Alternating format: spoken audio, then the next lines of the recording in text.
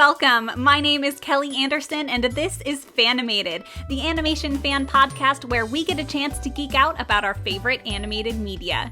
Today, Jamie Krause and I are exploring the rich world of Star versus the Forces of Evil, an animated television series created by Daron Nefcy and released on Disney XD from 2015 to 2019. Before we dive into the magic, adventure, and comedy in this series, a spoiler warning for those of you who haven't seen it. Also, a quick reminder that you can vote for our upcoming episode topics by going to patreon.com/fanimated. And if you're ready, let's get started and let's get animated.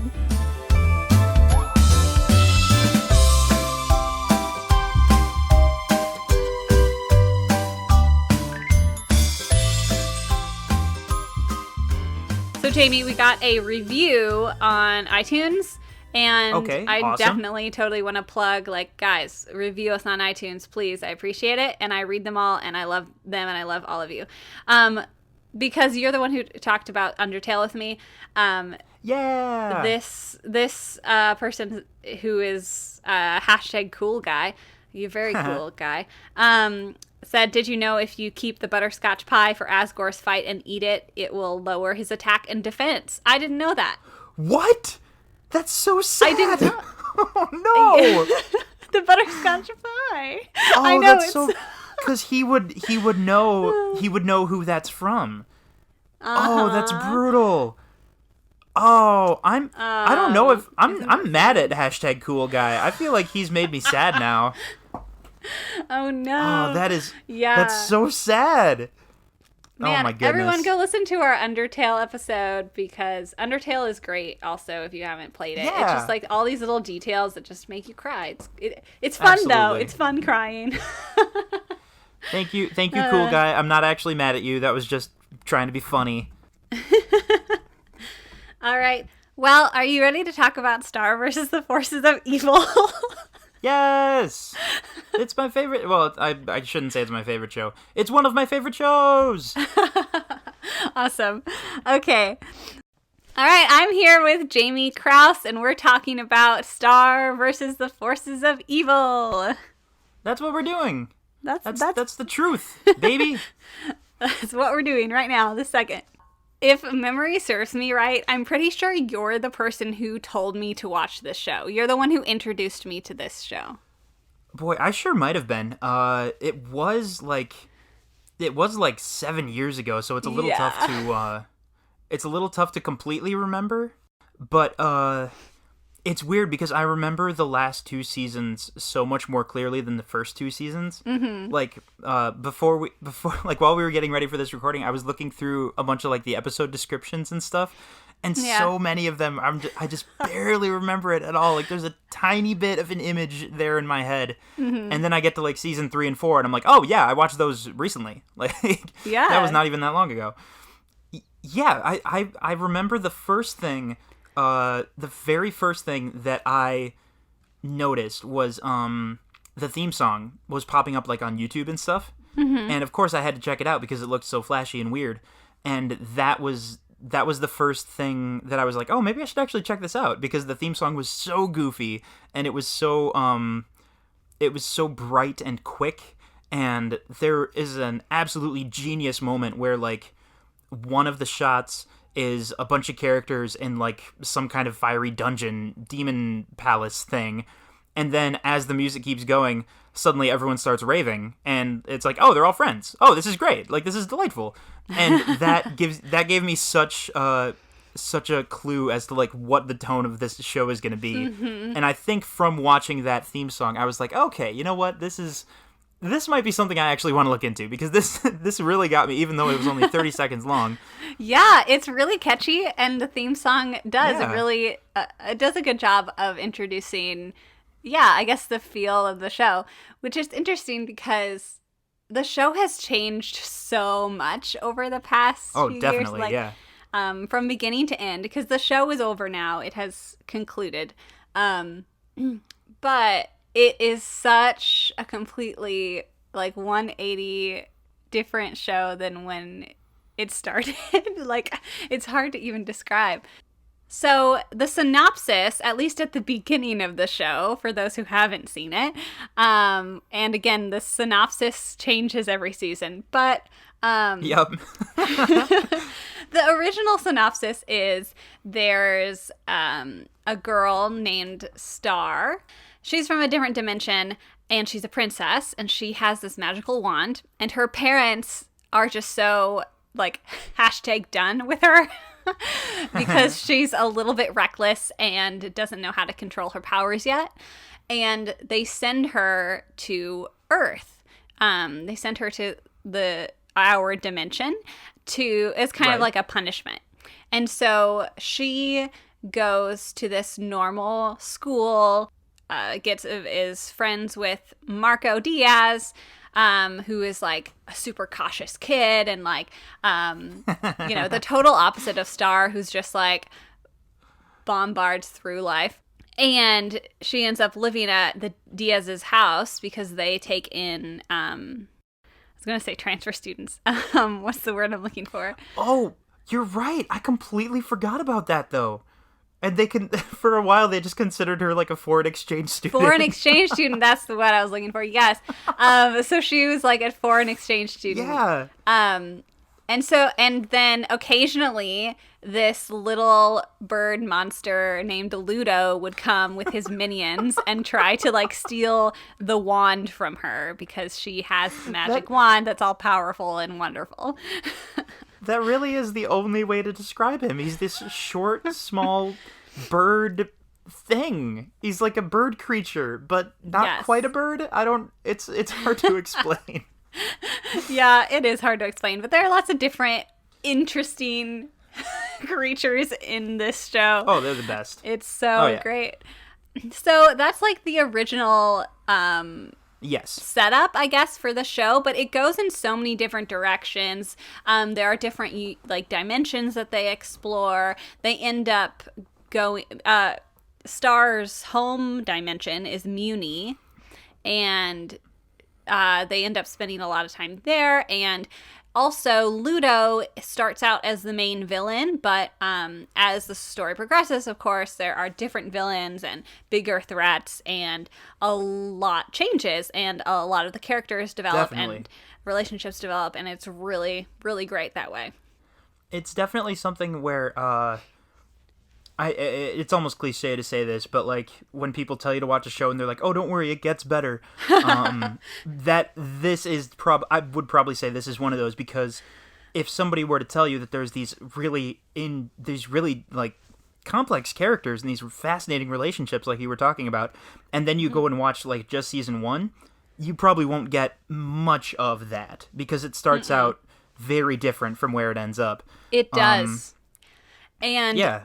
It's almost like they had to, like, just, like, soften everything down and make it really, really, like, boring, for lack of a better term, to, like, feed it to producers. And then once the producers said yes, then they, like, shot off in 5 different directions. Like, it kind of feels like that, yeah. It does. And it sure could be. I think partially, though, honestly, like the overarching story and everything that goes on, I don't think there was like a very cohesive plan. I honestly sure think is possible. It just kind of happened the way that it happened. And they just kept pushing boundaries and doing things and going farther. And, that's what makes this show so fun and different and ridiculous. But it definitely is a completely different show in season 4 than it was in season 1. And there's this running joke that Marco starts out with these 2 friends at the high school. And oh my goodness. I don't even know their names because like very quickly we like never hear from those friends again. Yeah. They just vanish.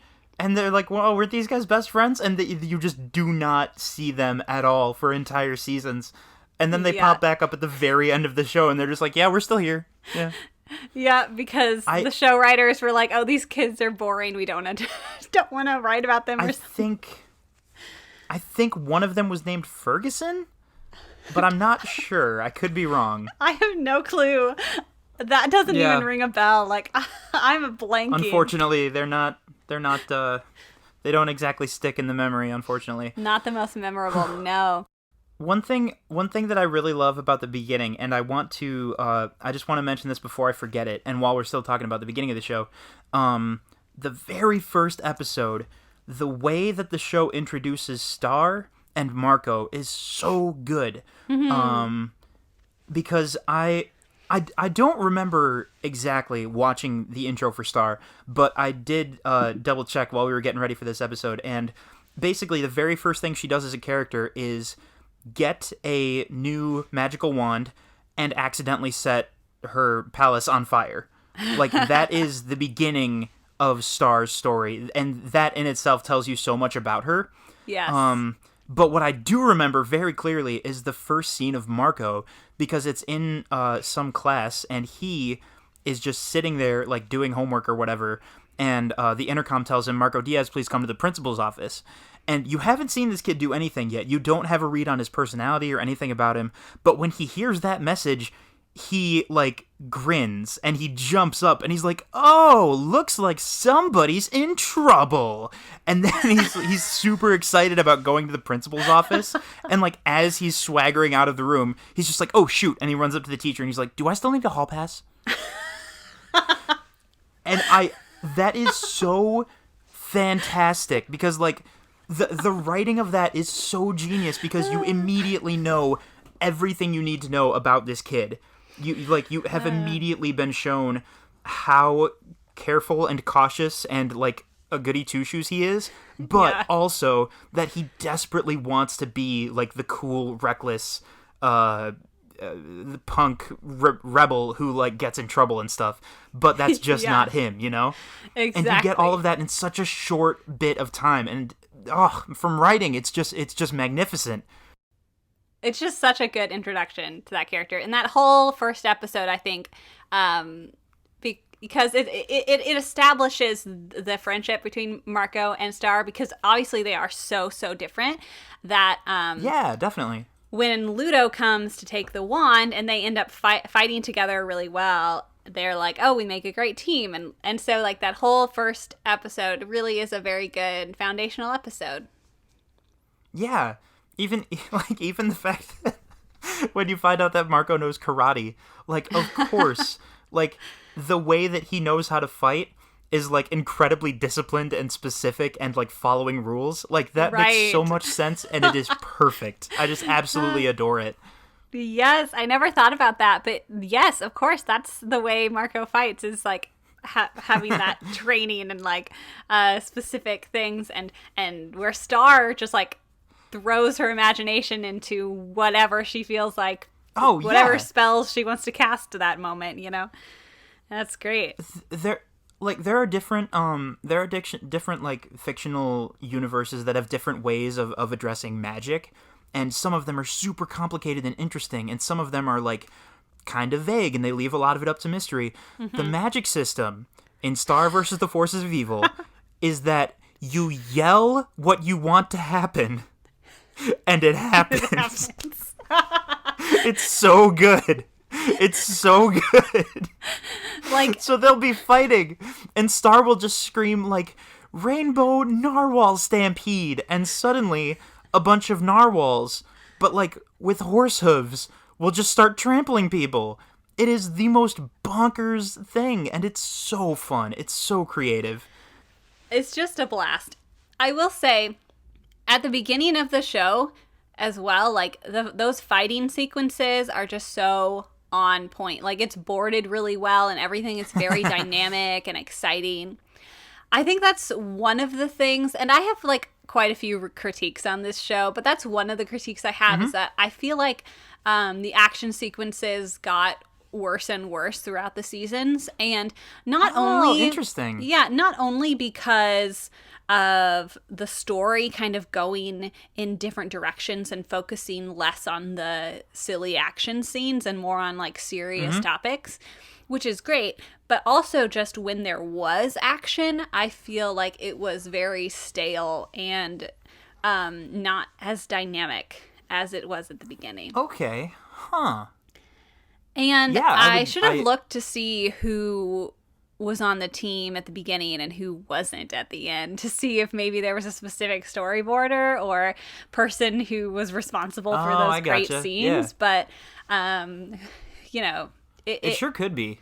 Those early episodes definitely, first season, had some really good fight scenes and action sequences. So, yeah, and when you said when you mentioned that it sort of feels like the show didn't 100% know where it was going, I think that's fair because there's a lot of there are some stories. There are a lot of stories where like you get the sense all along that it had a very specific plan and everything is building towards like this specific thing.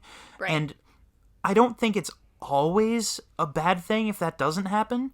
No, I don't think so, yeah. Like, sometimes that is a big problem, but I think with this show, it really does feel like the 4 seasons, it feels like 4 slightly different shows, like, that just change a little bit each time. And there are still some great things about each one. There's still some not as great things about each one. But it doesn't, like... It's never just completely boring and pointless. Like, even when they try new stuff and they don't end up going that direction for the whole show, it's still fun to check out. It's still fun to, like... There are so many bizarre plot lines. I mean, I'm trying to figure out where to even start. Like, well, I would say I agree with one of those 2 points that yes, it's always entertaining, it's never boring, but I will argue that some of it is pointless. Oh. Like some of those episodes, those filler episodes have absolutely no point to them. Were they enjoyable? Absolutely. But throwing that out there. Yeah, no, I think you're right about that. That is interesting because there's such a big split between again, we're talking more about the beginning of the show, I think. There's a big split between shenanigans that happen on Earth and then something will happen to one of the dimensions or something will happen where like it actually feels like it matters. And and you're watching the show and you're thinking like last episode we were trying to buy like a bicycle and now the world is ending. Like this is a very big difference. There's just a lot going on right now and it makes it feel like that episode on Earth where you're trying to buy the bicycle maybe wasn't terribly important and maybe we could have skipped it, but right. So I do have some qualms about the show, but overall, like, again, this is a very enjoyable show, and it's one of my favorites. Oh, definitely. And a big reason for that is the dialogue. This show, maybe not in the big overarching story, maybe not in, like, the, overarching, like, writing that it was trying, it may it might not be cohesive, but there were little moments in this show that are just so fun and I think I'd agree with that. Yeah, written so well and performed so well. Like it's just the way that these characters talk to each other and do things you're not expecting, and everything feels so real. Like that's what it is. It's one of my absolute favorite parts in season 4 is at the very beginning of season 4. Star is talking to Tom, like, on the phone. And Star is not really paying attention. She's kind of zoned out, and she's not really, like, listening to him. And so she's like, she says something about, like, Tom is stupid, but Tom is on the other end of the line. No.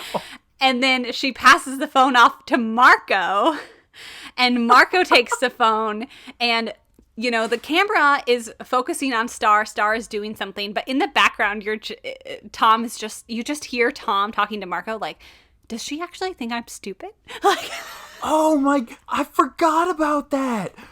Oh man, it is so funny. It's just like this little tiny thing that is absolutely hilarious. Yeah. That style of very understated, very like subdued jokes is so great because it must be tempting when you're writing a show that's on the Disney Channel or Cartoon Network, I wonder if it's tempting, or if you have people telling you that there should be loud jokes, there should be big, colorful things happening all the time, there should be dumb jokes. Right. And I wonder, like, it's gotta be tough to convince people, like, no, let's just have him very worriedly say, does she really think I'm stupid? Like, there is something so incredibly funny and endearing about that you would not get from bigger, more obvious jokes, you know? Absolutely. Like, you could argue that young kids might not even understand that. They might not even think there's anything super funny about it. But it's such a moment that makes you appreciate the characters more, because they're like you said, they're real. They're very they're in situations that you can picture yourself in. Yes. At least as far as the relationships and stuff go. Not so much as the magic and end of the world and stuff like that. Right. They just say things that you don't expect. It doesn't feel scripted. That's what it is. Oh, okay. The dialogue doesn't feel like it is written. It feels like it's natural. And they'll be like, and there are parts, I can't even specify like specific episodes, but like Marco and Star, especially because they have such a deep relationship with each other, they'll just like say these like random, like, doesn't even make sense things, or like they'll just like stop each other, or, you know, they'll just say things that like you would have in a normal conversations, or people will mess up what they're saying and just keep going. You know what I mean? Like, it doesn't feel like it's a polished thing. It's like, no, these are just, we're watching these characters actually live their lives. That's what the dialogue feels like, and it's amazing. Right, because they're so, like, comfortable and they're such good friends. Yes. Yeah, I think you're exactly right about that. And I don't see that in any other show. At any other show. Can I double back really quick and talk about Tom? Oh, can we please talk about Tom? Absolutely. Can we talk about Tom? Okay. Yes. So, boy, what is the first one when he shows up? Is it the blood moon thing?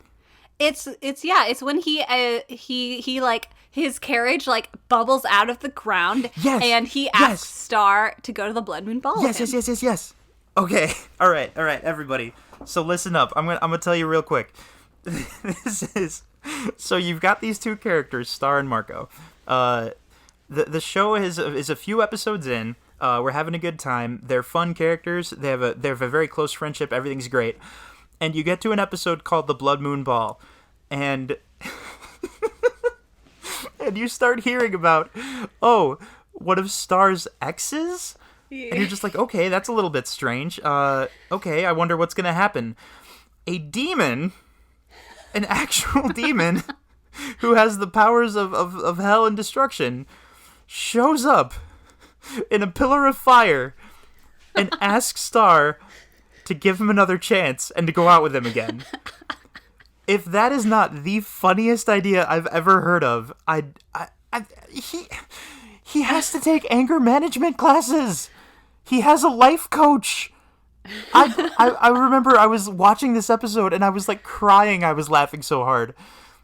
And then, just to make it even better, instead of just leaving him as a goofy comedic character, they actually make him like one of the best characters I've ever seen. Yes. Because they take like all of that stuff that was so funny in the first episode, like the anger and like him trying to move past, well, not trying, I shouldn't say that, because he wasn't trying. He was trying to get back together with her. But that relationship and like him being jealous of Marco, and him being super antisocial towards most people, and him being a ruler of the underworld, and him having anger that bursts out in magical fire when he's upset. All of those things that are super funny and weird and bizarre at first become like vitally important parts of his character. And as the story continues, you want him to succeed. You want him to do well, because he is trying his best to be a good person, even though he has 3 eyes and he shoots fire from his hands. But like, you still get the feeling of like, oh no, my precious baby. Like, I want to protect him. Yes. Tom ends up being one of the best characters in the show. And oh, 100%. And I love how much he changes, and he really becomes I love the trio of Star, Marco, and Tom. Yes. I could do without Ponyhead, but Tom. Yeah. Like, that's the trio I care about. And, like, yeah, he actually he changes. The relationship between him and Star obviously is amazing, and I definitely am pro Star, whatever they called that. Tom Star? I don't know. I have no idea. Yeah. And, no, I love Tom, and I love his relationship with Star, but I love even more his relationship with Marco. Yes, because definitely. They do start off as rivals, and you know, like Tom is jealous that Marco gets to spend so much time with Star, and then it kind of works vice versa when Marco kind of is like, oh, I think I have a crush on Star, and it goes back and forth, and it's kind of ridiculous. But at one point, one of my favorite episodes of the show is when he and Tom like hang out together. Yes, right? And it ends, like, they're not perfect friends yet, but, like, it ends with them singing a song together. Oh, yeah. Because they both find out they like the same boy band. Right. And I want to make it clear, it's not like in a musical where the plot happens and they happen to be singing. No. In the universe of the show, they are singing a pop song to each other to express how they feel. And it is the best thing ever. Good.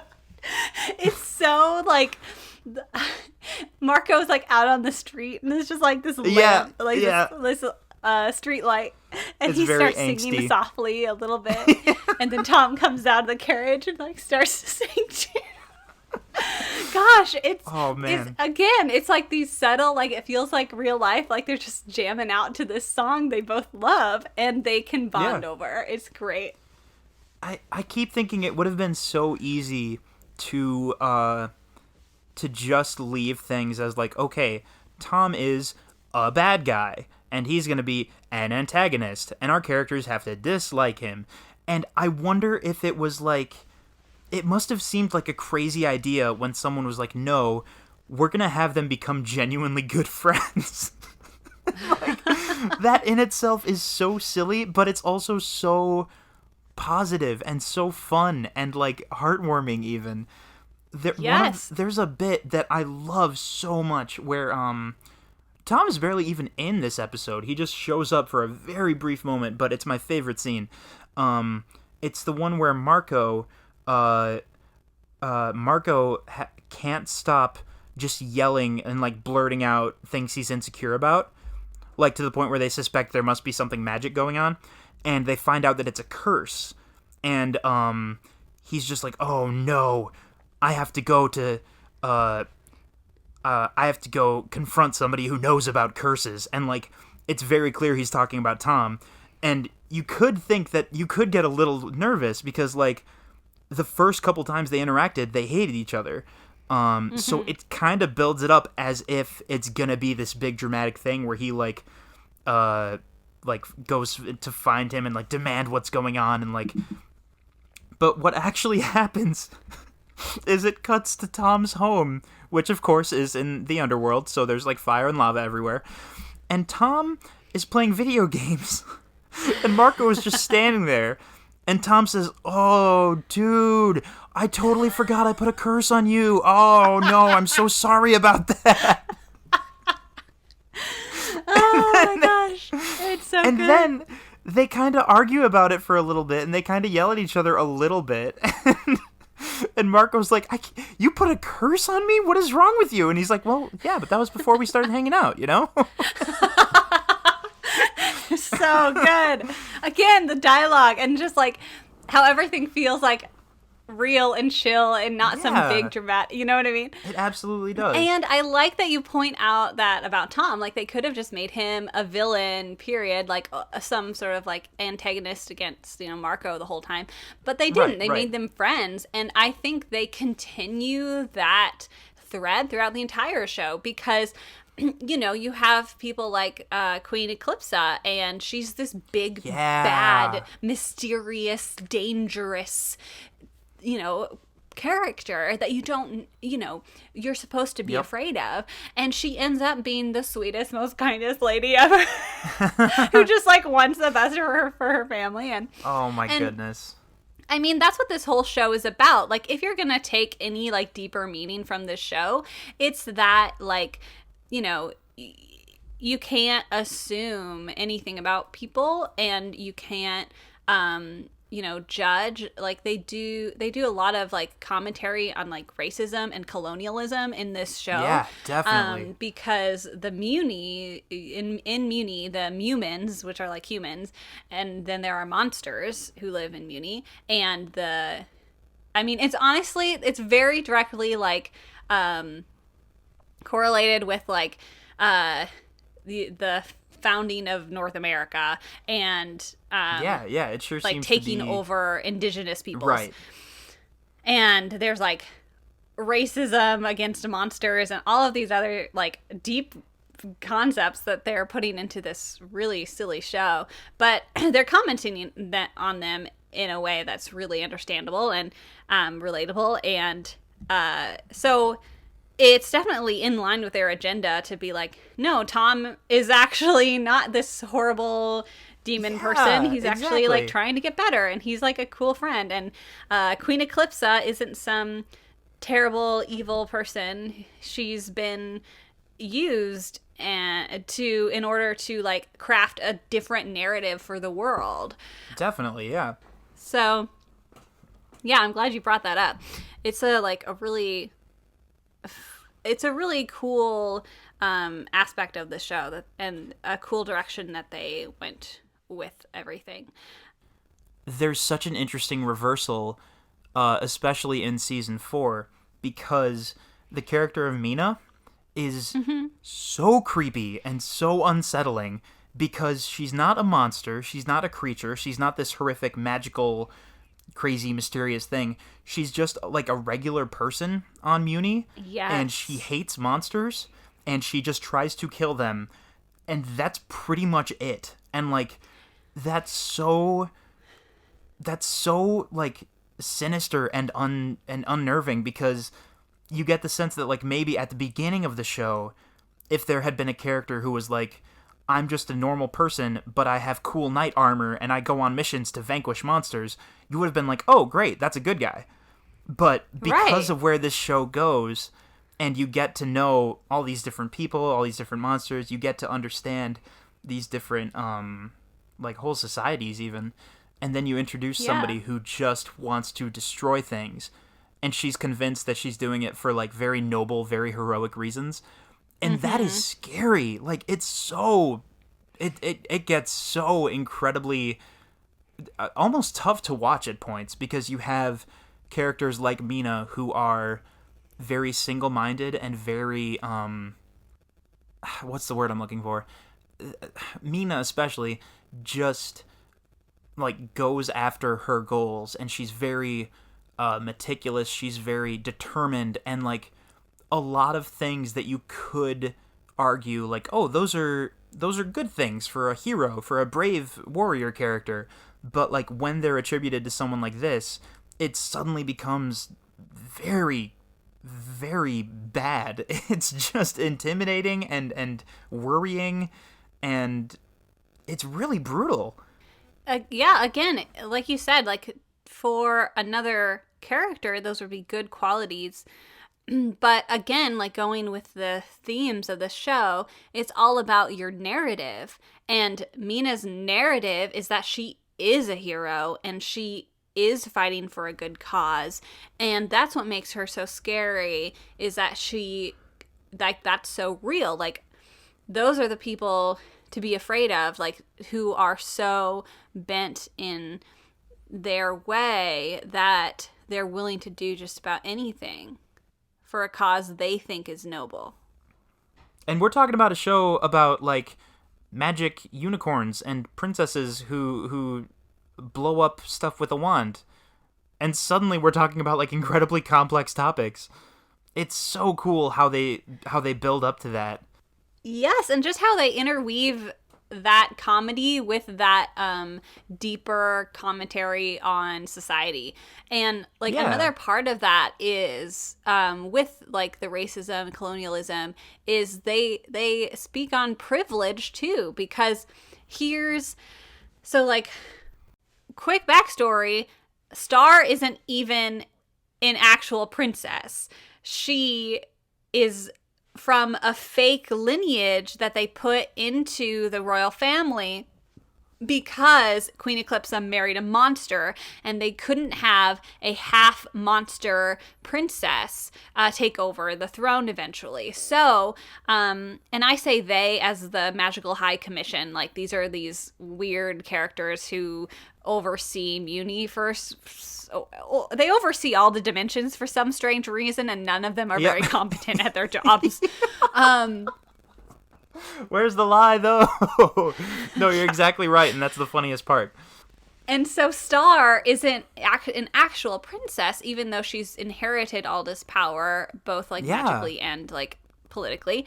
And she has to come at that with this enough maturity and understanding to not only step down, but also she helps Queen Eclipsa and supports her in trying to. And honestly, she is the driving force behind making Muni a like safe place to live for everybody. Yeah, and definitely. Even when Queen Eclipsa is distracted sometimes, and even her own mother, Queen Moon, is over there like leading an entire village of humans who don't like the rule of Queen Eclipsa. So, oh my goodness, I forgot about this. Again, season 4 especially, but like this show becomes a completely different show. Like Star matures so much, and Star has to take on these responsibilities, even though she doesn't have to, of just like caring for the kingdom and trying to make something better out of it. And I think that's really awesome. Yeah, the whole relationship between like Star growing into, ruling and growing into trying to be a good queen, more or less, because that's what she's being prepared for. The relationship between that and like her just growing up as a normal person and her interacting with all of the people in this show is so interesting, because like you said, she is trying to do all those things, and she's maturing, and while that's happening, like the world around her is going through all this craziness with prejudice against monsters and worlds that are colliding, and like this whole fake bloodline thing, and her trying to react to all that and her working through all that is so interesting. And you never would have expected it from season 1, because she was going to a high school and she was like eating nachos, and that still happens sometimes in season 3 and 4. There's still goofy stuff, but there's so much more continuity, and there's so much more stakes, I would argue, when we get to those later seasons. And it's like you were talking about. It's because of those elements, and specifically that have to do with like Star being a princess or not being a princess, or being a leader or not being a leader. And oh my goodness, it's so interesting. It really takes off. It does. It really does. So we can't talk about Star versus the Forces of Evil without talking about all the ships, because there are some pretty hardcore shippers in literally every single category of the show. Of course.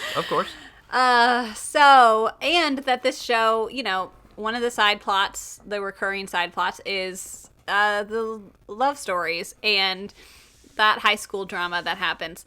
Of course. So the main contenders in this love square are obviously Star and Marco and Tom, and also, oh crap, what's her name? Skateboard girl. Jackie? Yeah, Jackie. Jackie, thank you. I was going to say Jana. I was like, nope, Jana's the weird one. No, I had the same trouble, because I was like, wait a minute.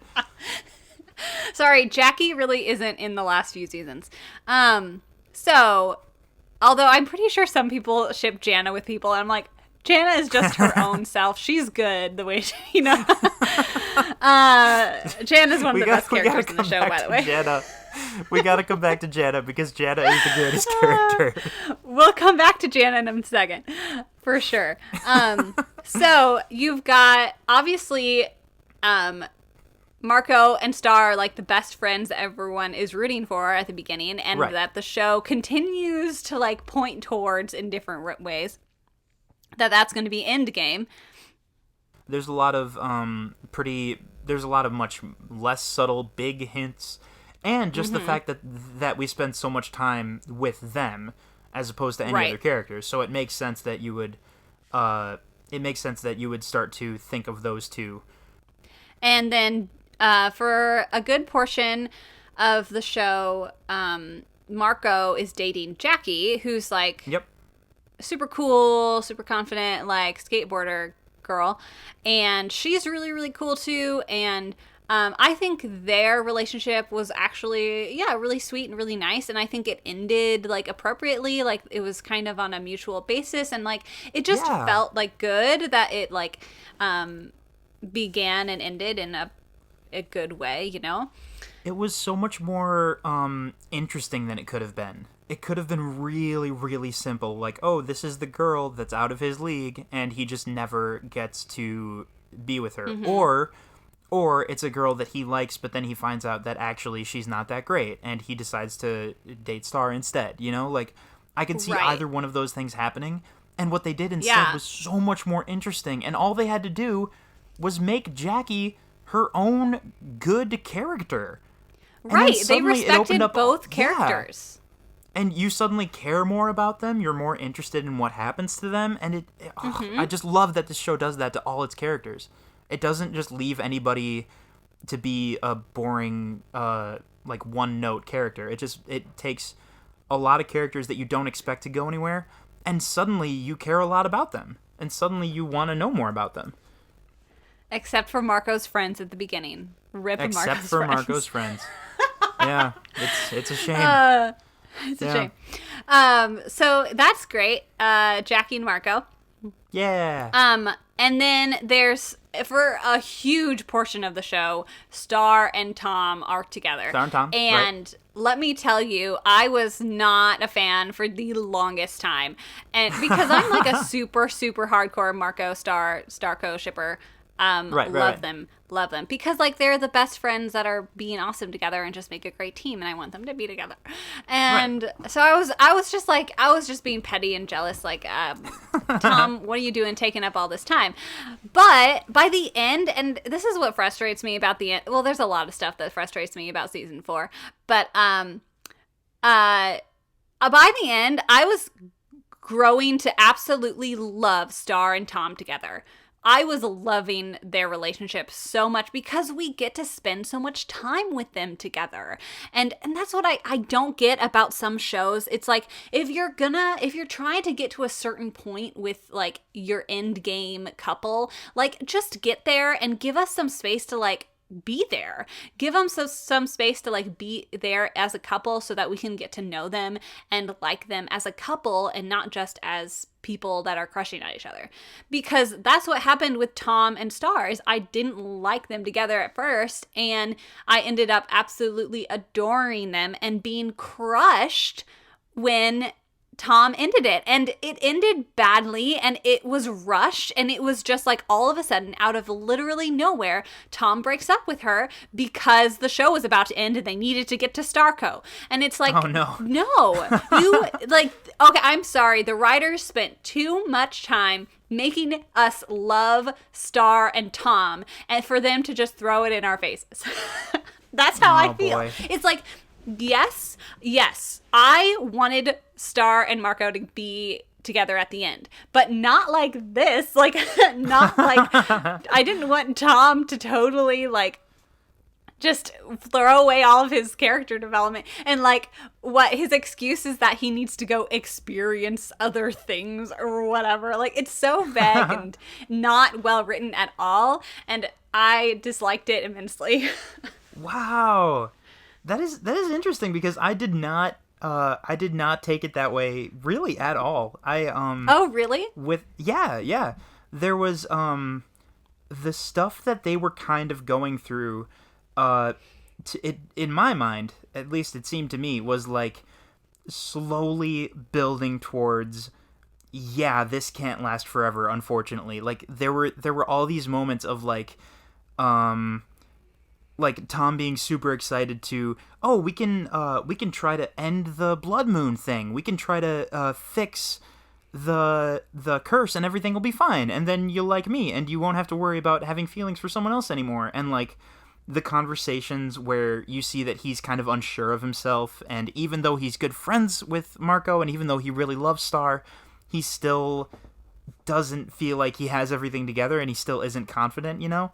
And like everything with the infamous beach day photo and the moment where he's like, hey, why am I not in this picture? And she's like, oh, you're probably holding the camera. And they just kind of let that linger. And to me, it felt like, yeah, we're building towards this can't end, unfortunately. And then when he finally stepped up and he said like, hey, I think oh my goodness, how did he put it? I think he said I want to be with someone who's my best friend and you already have one of those. And like I'm like, that got me. That I feel like I can get that. I'm not happy it happened, but I really do get it, and that was rough. Yeah, I couldn't be too mad about it because like, it just felt. Again, I just experienced it in a very different way, and I felt like when I was texting you during that episode, like, no, this is the worst. I was saying that because I felt it, like, what am I trying to say here? I was saying, like, no, this sucks, this is the worst. Not from the standpoint of, like, I dislike this show, but from the standpoint of, like, they're tearing my heart out, and I'm not ready for it. Like, yeah, exactly. And, again, it's like we were talking about earlier, it's because you grow to like Tom so much that is so effective, and it's so emotional. Yeah, definitely. And then, of course, Marco and Star do end up together, but it's, like, at the very end. And again, I just, like, wish shows would, like, be okay with getting their end couple together, sooner, so that we could actually experience them as a couple, because they would be the cutest couple. And I wish there was literally anything about them being together, but there isn't, because the show ends very abruptly and, like, very oddly. Like, immediately after they've finally, like, admitted, yeah, we want to be together. And then the two dimensions merge. Or do all of the dimensions merge? I don't know. It's just weird. It doesn't make any sense. I do not know. It's bad writing. Okay, but moving on. We still love the show. It's okay. One of the things I like about the show is something you just mentioned, and I need to talk about it since you mentioned it, because I forgot about this. So there's this beach day photo that Star gets from the Father Time or whatever, and he's like, oh, this photo is from the future, and Star takes it and carries it around with her because it's a picture of her and Marco together, and they both look so, so happy. And all of these terrible things are happening. Like, life is, like, just the worst. And she holds on to this hope of someday I'm going to take this picture and I'm going to be so happy. Like, look at how happy I am. And it is like this constant driving force for her for a long time. It's like, it's going to be okay. Like, when things are down, when things are terrible, it's okay, because she has the hope that someday this beach day will happen. Right. Fast forward, and she is trying to, like, make Muni better and get a Queen Eclipsa, like, to be a good queen and all this stuff. And she's like, okay, it's beach day. And so she sets up, they have this whole episode of trying to get to the beach and trying to make a beach day happen, it's just so, because she wants to be happy so much. And they finally it happens, and of course all these things go wrong, and they can't get to the beach, and then their camera is gone, and all these things. But they finally get the beach day photo, and she looks at it, and then she immediately goes back to Father Time and is like, "What is this? Yeah. How dare you? I am not happy. This photo is and is not true. Like, why am I still upset? I should be happy right now." And Father Time is like, "Well, you were happy in that moment, and like you used this as like a momentum to get you to where you are now. And not every moment is happy. You can't just arrive at happiness, I forget what he really says, but that's what I got out of that episode. Yeah. And so she leaves it with Father Time so that he can, eventually give it to her past self or whatever. Oh yeah. However time works. Nobody knows. It's confusing. But I was floored by that because I think everyone has trouble with that. Like,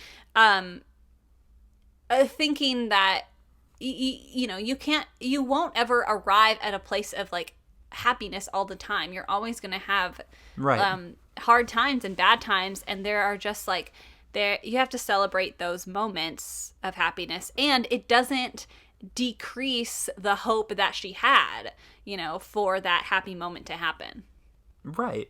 And the temptation for her was like to think that, oh, if I just get to blank, then everything will be fine. Like if I fix this problem with Muni, or if I fix this problem with my relationships, or if I just get to beach day, or like there's all these things that she is convinced, like, and I don't mean this as a fault on her. This is something that literally everyone does, I think, including myself.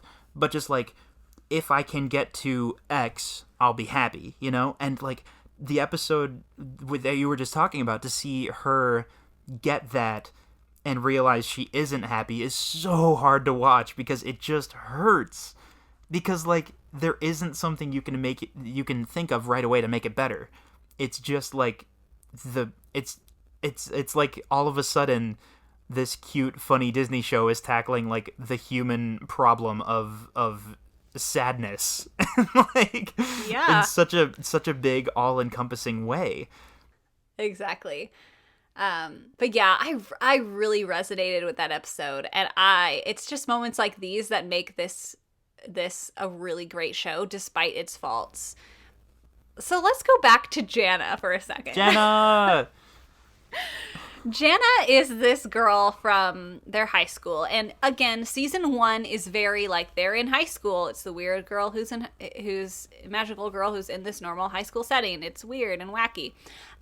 She's one of those characters that's kind of in the background, and she's just kind of an odd one. She's like the odd child. Yep. And then later, as you go through seasons, and they're spending more time in different dimensions and on Muni, and she's just there.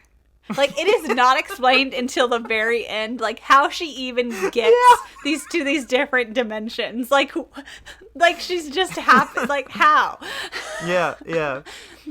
Because if anything, they do have a pretty clear dimension, like, rules of like you have to have scissors, and it's hard to get the scissors to like transfer to the different dimensions, whole thing. And Jana is just like, she just like hoards all these random things that she finds at these different dimensions, and she's like, she says the weirdest things, she's like doing the weirdest things. I love Jana.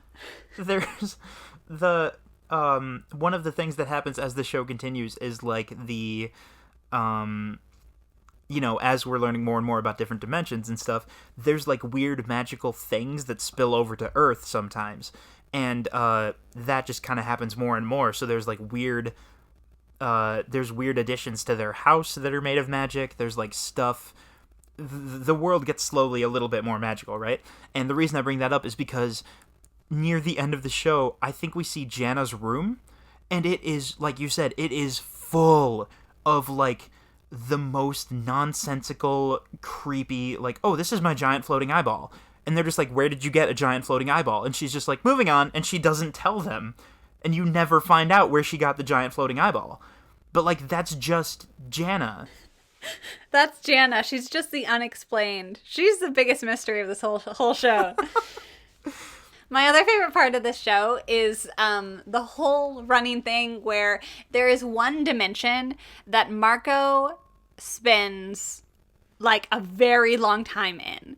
And so what happens is he's trying to get dimensional scissors from Hekapoo. Oh my goodness. And she's on the Magical High Commission, and she's this like fire girl, and she makes it very challenging for him to find the scissors. She like splits into like a bunch of different versions of herself, and he has to hunt down and capture every single one of them to find the true Hekapoo. It takes him years to accomplish this. And he has this whole alternate life in this dimension where he's like grown up and he's like big and buff and like has a motorcycle dragon thing, and like he eventually gets the scissors from Hekapoo and goes back to Earth. And when he goes back to Earth, he turns back into a teenager. And it's the best joke at the end of that episode when he looks at his computer and he like forgets the password. Because he's been gone for years. Right, of course. But then whenever the gang goes back to this specific dimension, he turns back into like his older self. And it is amazing because you just get snippets of this like life that he used to live in this dimension, and it's the best thing ever. Also in that dimension, I would watch an entire spinoff series of Meteora and Marco's sister, Maripose, growing up and living in that dimension, because they end up getting like captured and taken to that dimension as babies, and they grow Literal up infants, to be teenagers. And they like bring them back in their infants again. But I'm like, I want an entire TV show of just those two, like, because they're such cool. It's so cool how in that way we got to see them grown up, even though for the rest of the show they're babies. That was such a strange moment of like philosophical, like, is it okay that we're asking these people to leave their entire lives behind because they're going to come back to Earth and start a new normal life? Like, but they probably won't remember all this stuff, but maybe they will, but they're going to be friends as babies. Like, it was such a weird, it was such a surreal moment. Yeah. And their one condition on going back with them was that they would, like, that Star and Marco would make sure that they get to grow up together like they did. Oh, yeah. And I just thought that was the sweetest thing. Yeah. Like, I want an entire show about them, like, growing up and being awesome.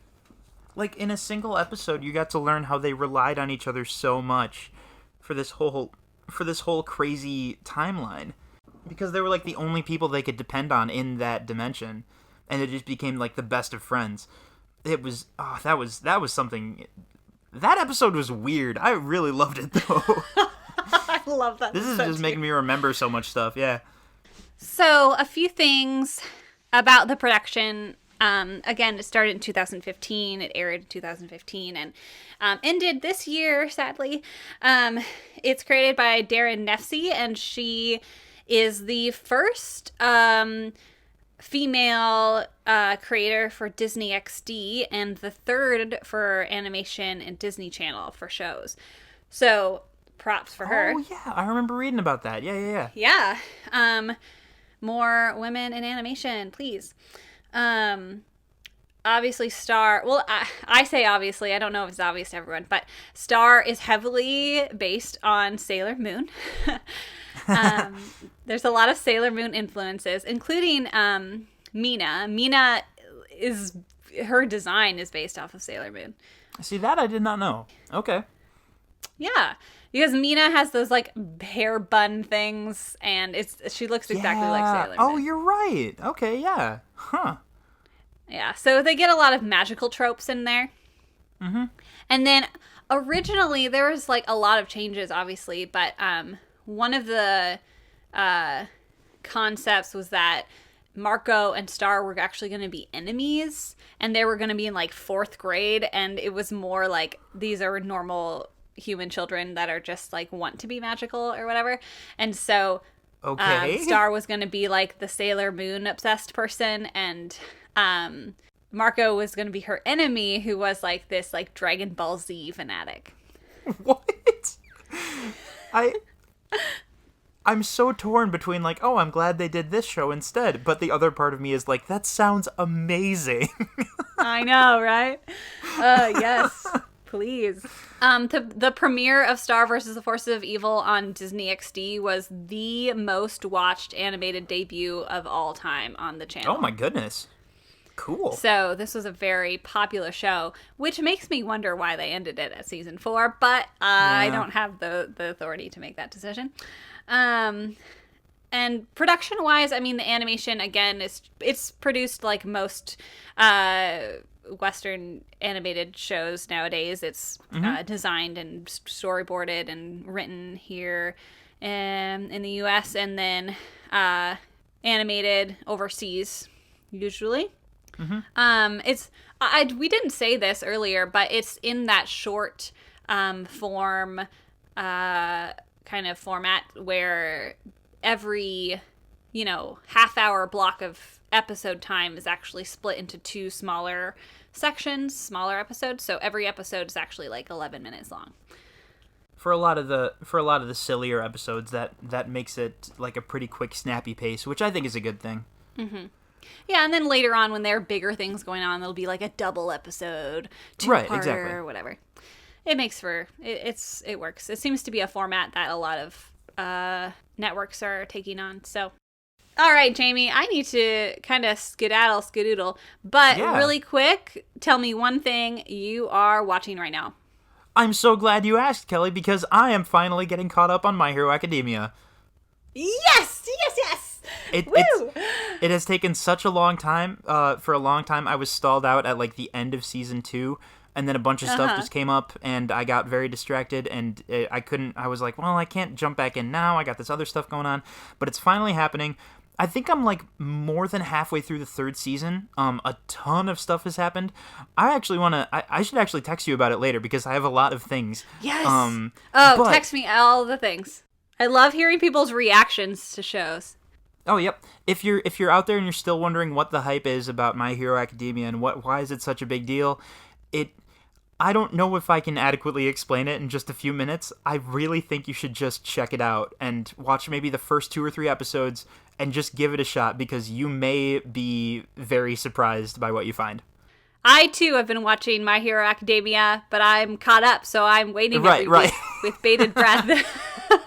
Yep. And the last episode, let me say, it was... and you've read the manga, right? I won't spoil it for the listeners. But it was the one where we find out possible futures for Mr. All Might. So, yeah. It was a pretty emotional, pretty epic episode. Yeah. And it set up the new villain very well. I mean, he was in other episodes, but this was like, it just really got me, and I was like, I'm very intrigued, and I'm hoping this is going to be another one of my favorite villains, because my favorite so far has been Stain. And yeah, definitely. Now that he's gone, it's like, All For One, yeah, he's like a big bad, but he's not as intriguing because we don't really know much about him. You know what I mean? Yeah, I think that's fair. Well, thank you so much, Jamie, for joining me and talking about Star versus the Forces of Evil. This has been a blast. Oh, absolutely. I'm glad I could be on the show. Absolutely. Thanks, guys, for listening, and we will talk with you soon. Bye, everybody.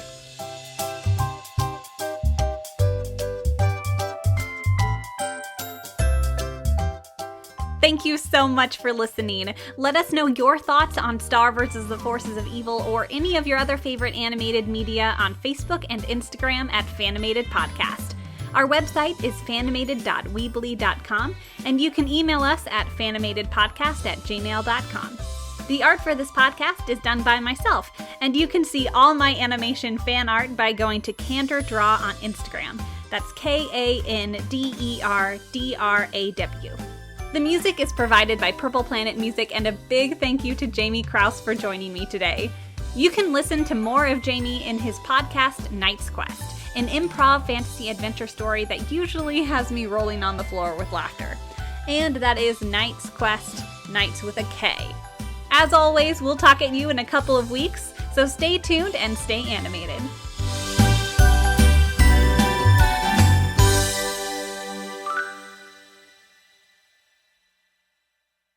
Well, thank you so much for joining me and talking about Steven Universe. Gosh, you can almost I start said over? Steven Universe. Yeah. Okay.